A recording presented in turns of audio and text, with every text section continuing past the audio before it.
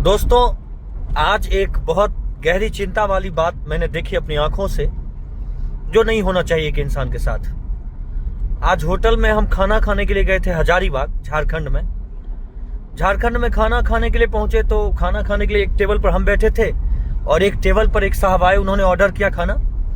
मेरे सामने में खाना ऑर्डर हुआ और खाना जो ही उन्होंने एक निवाला मुंह में लिया, और वो जो आदमी जो ऑर्डर लेता है खाने का होटल में, उसके मुंह पर थाली ऐसे फेंक दी। वो इतना जोर से फेंके कि वो बेचारे उसके मुंह पर लगा, उसका ये हल्का सा फट गया। और उसके बाद उस आदमी ने माफी तक नहीं मांगी उस काम करने वाले लोग से। हम उठे इस बात के लिए कि कहे आप। उसने कहा कि खाना तुमने खराब बनाया, खाना का तौहीन हुआ।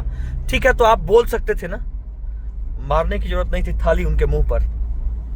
एक कहावत है कि कभी भी कोई भिड़ते हैं ना, तो अपने से छोटे से भिड़ते हैं, अपने से बड़े से नहीं भिड़ते। अपने से बड़े से भिड़िए, तब पता चलेगा जिंदगी का अहमियत क्या होता है अपने जीवन का। वो छोटे थे इसलिए उन्होंने सताया उसको, मार के थाली। आगे बताते हैं, एक राजा थे।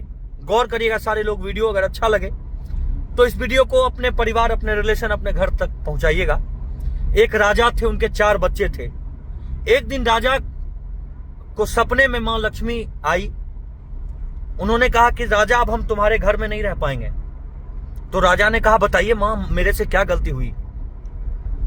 तो मां ने कहा कि कोई गलती नहीं हुई, लक्ष्मी तुम्हारे घर से जाना चाहती है। तो फिर मां, मेरे से बताइए मैं क्या कर सकता हूं आपके लिए, कि आप रुको। नहीं राजा, ऐसा है कि मैं तुम्हारे यहां बहुत दिन से रही हूं, अब तुम्हारे घर में दरिद्रा आने वाली है।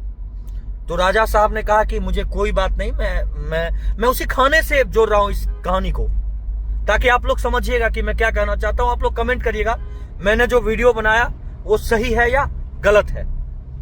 राजा साहब के घर लक्ष्मी मां पहुंची, बोली कि मैं नहीं रहूंगी, दरिद्रा आने वाली है। दरिद्रा जी का आगमन हुआ। राजा साहब को पता था या नहीं पता नहीं, उन्होंने कह दिया कभी भी दरिद्रा आ जाएगी तुम्हारे घर में राजा, तुम देख लेना। राजा साहब ने कहा ठीक है मां, आप जाइए, फिर आइएगा मां। बोली लक्ष्मी मां, जरूर आएंगे हम। पहले दिन खाना बना। दोस्तों, point two the view, point करिएगा सब लोग। पहले दिन खाना बना। खाना राजा साहब खा के उठे। उनकी पत्नी डेथ कर गई थी, उनके 4 बच्चे थे, उनकी 4 धर्म पत्नियां थी, राजा साहब की नहीं। उनके चारों बेटे के अपनी अपनी पत्नी थी। तो पहला बेटा आया, खाना जो ही मुंह में लिया तो अपनी पत्नी से पूछता है कि पापा कुछ बोले भी थे खाना के बारे में।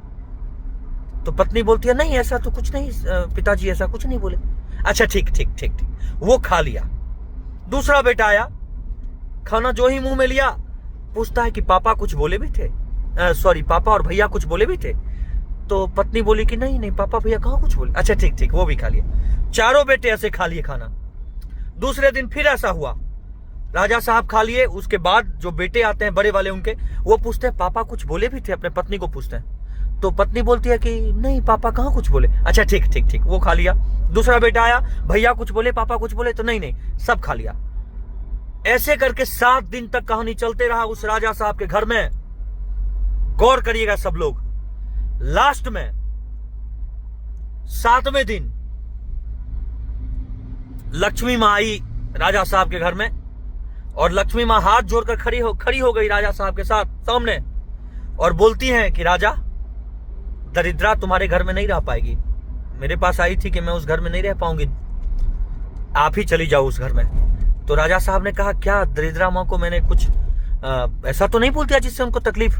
कुछ मैंने तो उनके लिए कुछ अपशगुन भी नहीं किया, ना कुछ ऐसा सोचा उनके बारे में, फिर वो क्यों जा रही हैं? तो मेरे राजा, तुम सच में दिल के राजा हो। जब तुमने पहले दिन खाना खाया, उस दिन बहुत तेज नमक था तुम्हारे खाने में। न तुमने बोला अपने परिवार को कि नमक ज्यादा है, न तुम्हारे बेटे ने बोला कि नमक ज्यादा है। तुम्हारे परिवार ने खुशी खुशी खाया उस खाने को।